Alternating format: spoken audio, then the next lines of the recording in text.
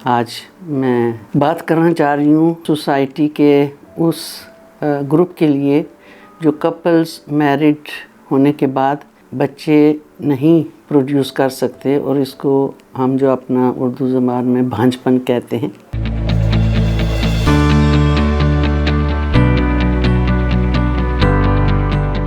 تو بھانج پن جو ہے یہ بہت ایک بڑا سوشل پرابلم ہے، اور اس میں جو کپلز ہیں وہ بہت سفر کرتے ہیں۔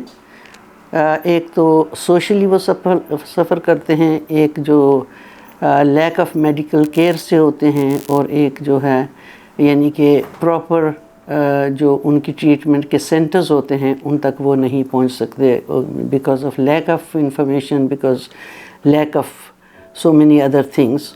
سو آج کے دن پہ میں چاہتی ہوں کہ میں موسٹ آف دا جو اپنے حاضرین ہیں جو اس بیماری سے سفر کر رہے ہیں ان کو تھوڑی گائیڈ لائن دوں کہ بھانج پن جو ہے وہ تقریباً موسٹ آف دا سوسائٹیز میں، اسپیشلی ہماری کنٹری میں، تقریباً 17 سے 20% لوگ جو ہیں وہ انفرٹائل ہیں۔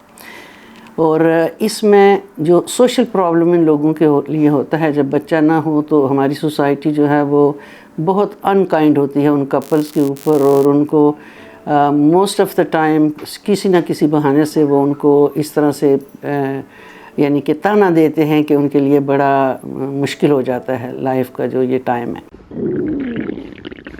لگتا ہے بازار کے کھانے بہت کھاتے ہو۔ جی ڈاکٹر صاحب، میں یہ میڈیسن پرسکرائب کر رہا ہوں، وہ آپ لے لیں۔ اب کوئی بھی مسئلہ ہو تو مرہم سے ڈاکٹر کی آن لائن کنسلٹیشن بک کرو، کیونکہ ڈاکٹر سے بات ہوگی اب گھر پر۔ دوسری جو بات ہوتی ہے کہ اس میں سارے جو ہیں وہ ہوسٹائل ہوتے ہیں، کپل کے، فیملی ہو، نیبرز ہوں، فرینڈس ہوں، بلکہ یہاں تک ہو جاتا ہے کہ کئی لوگ جو ہیں ان سے اپنے آپ کو آئسولیٹ بھی کر لیتے ہیں۔ تو پوائنٹ جو بتانا میں چاہ رہی ہوں کہ بیسیکلی جب آپ کسی بھی انفرٹیلیٹی میں سفر کرتے ہیں تو جو ایک رول ہوتا ہے کہ اگر آپ نارمل ہیلدی ہیں تو آپ کو ڈاکٹر کے پاس جانا چاہیے، اور ڈاکٹر کے پاس ایک جو چیک اپ ہوتا ہے، اور اسپیشلی جب آپ چوز کریں تو آپ جو فرٹیلیٹی کی اسپیشلسٹ ڈاکٹرز ہوتے ہیں ان کے پاس جائیں۔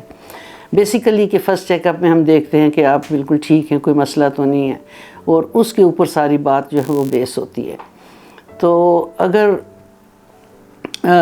آپ کا جو فرسٹ ایئر ہوتا ہے اس میں یعنی کہ وہی انکریج کہ اس میں ہو جائے گا، ڈونٹ وری، اور اگر جب ہمیں لگتا ہے کہ دیر از سم پرابلم تو پھر ہم کپلز کو الگ الگ انویسٹیگیٹ کرتے ہیں۔ تو کپل کی انویسٹیگیشنز میں جو موسٹ امپورٹنٹ انویسٹیگیشن جو ہمیں موسٹ کنوینئنٹ لگتی ہے وہ پہلے میل پارٹنر کی ہوتی ہے کہ ان کا ایک فزیکل چیک اپ ہو، اور ان کا جو سیمن انالیسس ہے وہ ہونا چاہیے۔ تو اس کے بعد جو وائف ہے اس کی ایک فزیکل چیک اپ ہونا چاہیے، اور اس کا پراپر ایک ایویلیویشن ہونا چاہیے کہ ان کے ریپروڈکٹیو سسٹم میں کہاں پہ پرابلم ہے۔ تو اس کے بعد پھر ایک ڈائگنوسس بنتا ہے جس کے اوپر ہم بیس کرتے ہیں کہ ان کی ٹریٹمنٹ کس طرح سے کی جائے اور کس نوعیت کی جائے، سمپل ٹریٹمنٹ، ایڈوانس ٹریٹمنٹ۔ سو اس میں یعنی کہ یہ بہت ضروری ہوتا ہے۔ تو انیشلی اگر کپل جو ہیں وہ نارمل ان کے دونوں کے ہیں تو ان کو number 1 encouragement, proper guide lines, food کے جو ہوتے ہیں پرابلم، اور اسی طرح ان کو گائیڈ کرنا چاہیے کہ they should have a balance diet, happy life, and just simple vitamins they کے they can be encouraged, and most of the couple جو ہیں اس سے پریگننٹ ہو جاتے ہیں۔ سیکنڈ گروپ آتا ہے جو کہ ذرا کمپلیکیٹڈ ہوتا ہے، جہاں پہ ہم فزیکلی دیکھتے ہیں کہ وائف کے اندر یا ہسبینڈ کے اندر کوئی پرابلم ہے۔ تو وہ جو ہیں وہ بجائے اس کے کہ آپ ایک یعنی کہ جو فرٹیلیٹی اسپیشلسٹ لوگ نہیں ہوتے ان کے پاس چلے جائیں، وہ آپ کو تھوڑا سا مشکل ہو جاتا ہے لانگ ٹرم میں، کہ آپ کو مس گائیڈڈ بھی ہو جاتے ہیں اور آپ کی ٹریٹمنٹ ٹھیک نہیں ہوتی۔ تو اس لیے بیسٹ ہوتا ہے کہ you should choose a doctor جس کی اس لائن میں کوالیفیکیشن اور ایکسپیرینس ہوتا ہے۔ تو اس سے آپ کا ڈائگنوسس بالکل صحیح ہو جاتا ہے، اور آپ کو پوری کاؤنسلنگ دی جاتی ہے کہ یہ بیماری ہے آپ کی، اور اس طرح سے ہم آپ کو ٹریٹ کریں گے۔ ایک ہوتا ہے جیسے میں نے کہا کہ جسٹ انکریج فوڈ، ریلیکسیشن، کچھ وائٹامنس دے ہیلپ. سیکنڈ ہوتا ہے کہ ہم ان کا جب سال گزر جاتا ہے ان کا نہیں ہوا تو ان کے جو سسٹم کا ہے ٹیوبس کو چیک کریں, ان کا ہارمونس کا لیول دیکھیں, ہسبینڈ کا semen as I said before we should do. پھر ان کے جو بھی کس گروپ میں آتے ہیں اس کے اندر کہ ان کی ٹریٹمنٹ کیا ہوئے گی. ان کی simple helping the ovaries to produce egg, اور اس سے زیادہ ہے میاں کا پرابلم ہے تو ایک ٹرم ہم یوز کرتے ہیں IUI جو کہ اسٹینڈس فار انٹرا یوٹرائن انسیمینیشن. تو یہ ہوتا ہے کہ جب ہسبینڈ کے جرم ذرا ویک ہوں تو یہ ہم ان کو ہیلپ کرتے ہیں ود دس پروسیجر.